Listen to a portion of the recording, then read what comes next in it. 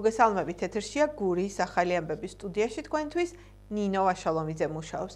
დღეს ოზურგეთის მუნიციპალიტეტის საკრებულოს სხდომა გაიმართა. დეპუტატებმა დღის წესრიგით გათვალისწინებულ 7 საკითხზე იმსჯელეს. ამიერიდან გენდერის საბჭოს ქალთა და ბავშვთა საკითხებზე მომუშავე საბჭო ერქმევა და მას ნინო ჭანიშვილი უხელმძღვანელებს. დღევანდელ საკრებულოზე რეგიონებში განსახორციელებელი პროექტების ფონდიდან ოზურგეთის მუნიციპალიტეტის სოფლების ჭანიეთისა და ლიხაურის დამაკავშირებელი თითქმის 2 კილომეტრნახევრიანი გზის რეაბილიტაციის პროექტი დაამტკიცეს. პროექტის ჯამური ღირებულება 1.600.000 ლარია. საკითხი მერიიდან შესაბამისი სამსახურის ხელმძღვანელმა გოჩა აბაშბაძემ წარმოადგინა. ასევე დღევანდელ საკრებულოზე მუნიციპალიტეტის საკრებულოსთან არსებულ ქალთა და ბავშვთა საკითხებზე მომუშავე საბჭოს შექმნასთან დაკავშირებით იმსჯელეს. უფრო კონკრეტულად კი დეპუტატებმა საკრებულოზე გენდერის საბჭოსთვის სახელის შეცვლას დაუჭირეს მხარი, რომელსაც ნინო ჭანიშვილი უხელმძღვანელებს. ასევე დღევანდელ საკრებულოზე მერს თანხმობა მისცეს დეპუტატის ბიუროსთვის ფართის ასოციაცია გურიასთვის კი სატრანსპორტო საშუალების გამოყოფაზე. ასევე საკრებულომ ოზურგეთის მერს თანხმობა მისცა ქობულეთის მუნიციპალიტეტისთვის ნაგავშემკრები ავტომანქანის დროებით სარგებლობაში გადაცემასთან დაკავშირებით. საკითხი მერიიდან ეკონომიკის სამსახურიდან შემოვიდა. განკარგულების პროექტი იყო წარმოდგენილი, რომელიც ითვალისწინებდა, რომ მერს უნდა მისცემოდა თანხმობა კონკრეტული, ანუ მე ჩამოთვლი რა იყო ეს, პირველი იყო დელეგატის ვასილ ჩიგოგიძის, საქართველოს პარლამენტის წევრის ვასილ ჩიგოგიძის ბიუროსათვის ფართის გამოყოფა თავისი უფლებამოსილების ვადით, მეორე ეს იყო საქველმოქმედო ასოციაცია გურიისთვის ავტომობილის გადაცემა ბენეფიციარებთა მომსახურებისათვის და მესამე საკითხი იყო ქობულეთის მუნიციპალიტეტის მერიისთვის სანაპირო ზოლის დასუფთავებისათვის ერთეული ნაგავშემკრების გადაცემა. გენდერული თანასწორობის შესახებ კანონში ცვლილების შესაბამისად მუნიციპალიტეტებში იქმნება ქალთა და ბავშვთა საკითხებზე მომუშავე მუნიციპალური საბჭო. შესაბამისად დღეს ეს საბჭო ოზურგეთის მუნიციპალიტეტის საკრებულოში შეიქმნა, რომელსაც ვუხელმძღვანელებ მე. საბჭო მრავალფუნქციურად იმუშავებს, დავამტკიცებთ გეგმას, გვაქვს უკვე ჩვენს შემადგენლობას გეგმა შემუშავებული თურაზე ვიმუშავებთ, ეს იქნება ბავშვთა საკითხები, ქალთა და მამაკაცის თანასწორობის საკითხები, ეს იქნება პირველ ეტაპზე, რასაც გეგმავთ. ერთიანი ნაციონალური მოძრაობის თავმჯდომარე თინა ბოკუჩავა ევროსაბჭოს საპარლამენტო ასამბლეაზე სიტყვით გამოვიდა. ბოკუჩავა საქართველოში მიმდინარე მოვლენებს მწვავედ შეეხო. ერთიანი ნაციონალური მოძრაობის ლიდერმა ევროსაბჭოს საპარლამენტო ასამბლეაზე გამოსვლისას ყურადღება გაამახვილა იმ გარემოებებზე, რაც დღეს საქართველოში ხდება. მისი საუბრის მთავარი თემა ოპოზიციური პოლიტიკური ლიდერების დაპატიმრება იყო. ჩვენ დიდი ხანია ვსაუბრობთ საქართველოს ბელორუსიზაციაზე. სწორედ ეს არის, რასაც ვხედავთ დღეს საქართველოში. ვხედავთ თითქმის ყველა პოლიტიკურ ლიდერს ციხეში. ვხედავთ დრაკონულ კანონებს, რომლებიც მიმართულია თავისუფალი მედიისა და სამოქალაქო საზოგადოების განადგურებაზე. ვხედავთ მასობრივ რეპრესიებს და წამებას. ჩვენ გვესმის, რომ ამ ასამბლეას არ შეუძლია პერსონალური სანქციების დაწესება. მაგრამ უნდა იმოქმედოს ევროკავშირმა, რომლის გადაწყვეტილების ბლოკირება ხდება ამ საკითხზე 2 წევრი სახელმწიფოს მიერ. თუმცა ევროკავშირის ლიდერებს ესმით, რომ ახლა მოქმედების დროა და მათი გადაწყვეტილებების საბოტირება არ უნდა ხდებოდეს 1 ან 2 წევრის მიერ, რომლებიც ცდილობენ რუსული მარიონეტული რეჟიმის დაცვა საქართველოში.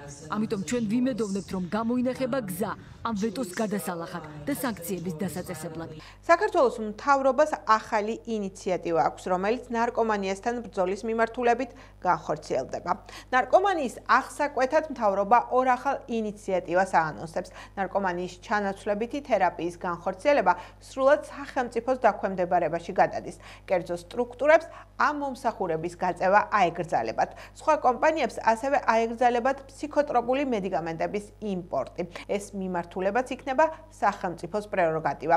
ახალ ინიციატივებთან დაკავშირებით დღეს პრემიერმა ისაუბრა. როგორც ცნობილია, ჩანაცვლებით თერაპიისთვის გამოიყენება ისეთი პრეპარატები, როგორიც არის მეტადონი და ბუპრენორფინი.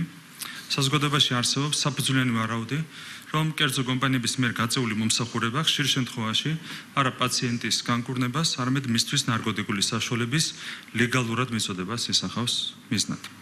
იმ პირობებში, როდესაც კერძო კომპანიას აქვს პირდაპირი კომერციული ინტერესი პრეპარატის რეალიზაციის მაქსიმალურად გაფართოების მიმართ, ბუნებრივია მას აქვს ძლიერი სტუნება არა პაციენტის განკურნებაზე, არამედ პრეპარატის რეალიზაციაზე იყოს ორიენტირებული. ამგვარი პრაქტიკა სრულად უნდა აღიკვეთოს. აქედან გამომდინარე მივიღეთ გადაწყვეტილება სრულად აგრძელოთ ჩანაცვლებითი თერაპიის პროგრამების განხორციელება კერძო სუბიექტების მიერ.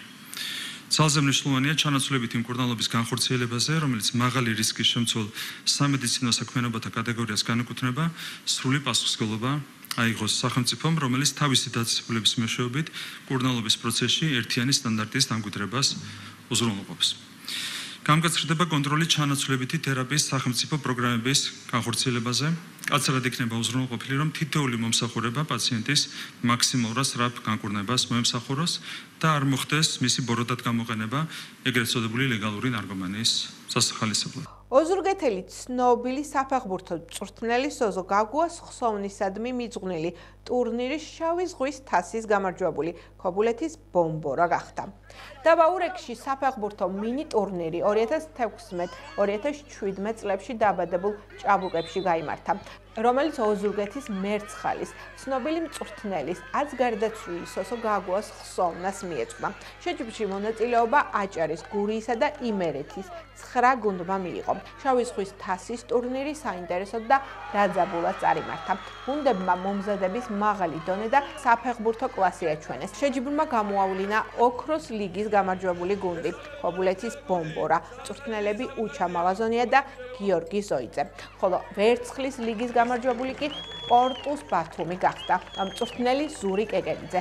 ტურნირის საუკეთესო მეკარედ ხელვაჩაურელი დათა საფარაძე, საუკეთესო მცველად ქობულეთელი გეგა გოგიდიძე, საუკეთესო ნახევარმცველად სამტრედელი ოთიკო ხურცილავა, საუკეთესო თავდასხმელად ხელვაჩაურელი ანდრია სურმანიძე, ტურნირის ბომბარდირად სამტრედიელი ლაზარე კიკაჩეიშვილი, საუკეთესო ფეხბურთელად კი ქობულეთელი გიორგი კეკეიშვილი დასახელდა.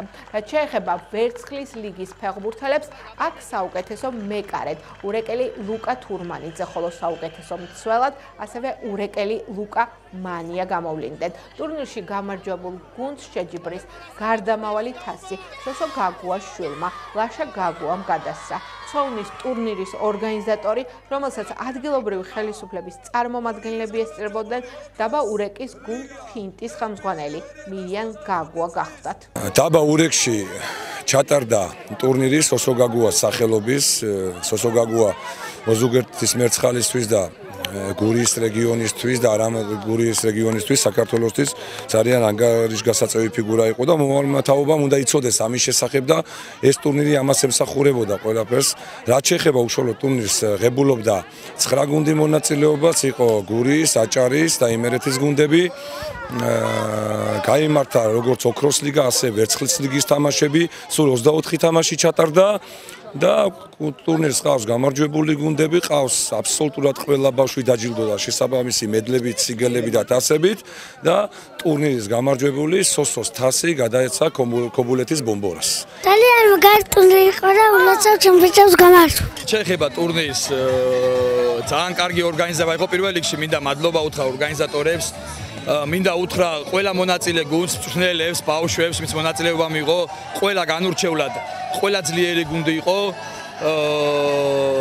და ფინალში გავედით ჩვენ ბომბორას აკადემია. ბომბორას აკადემიაზე დაარსებულია 2018 წლიდან, 7 წელია რაც ფუნქციონირებთ და გავხდით ჩემპიონები, რა თქმა უნდა, ულოცავ ბომბორას აკადემიას. ძალიან გახარებული ვარ ბომბორას აკადემიით. თავისი მწვრთნელები, ძალიან კარგი მწვრთნელები გვყავს, ძალიან კარგი მოთამაშეები გვყავს. ყველა გვერდში გვიდგანა და ამ სიხარულს ეიმობ. ძალიან კარგი ფესტივალი იყო. დღეს დაახლოებით 100-ით ბავშვი იყო უბედნიერესი და ესეთი ტურნირები, ესეთი ფესტივალები ამ ბავშვებს ზრდის და გვეხმარება ჩვენც, რომ ბავშვები გავზარდოთ როგორც ჩვენი კლუბისთვის, ასევე ჩვენი ქვეყნისთვის, ნაკრებისთვის. ძალიან მიხარია და მოხარული ვარ, რომ ამ ტურნირის ფესტივალში მონაწილეობა მივიღე. პორტუს ბათუმის გუნდმა საკმაოდ კარგი შედეგი დადო.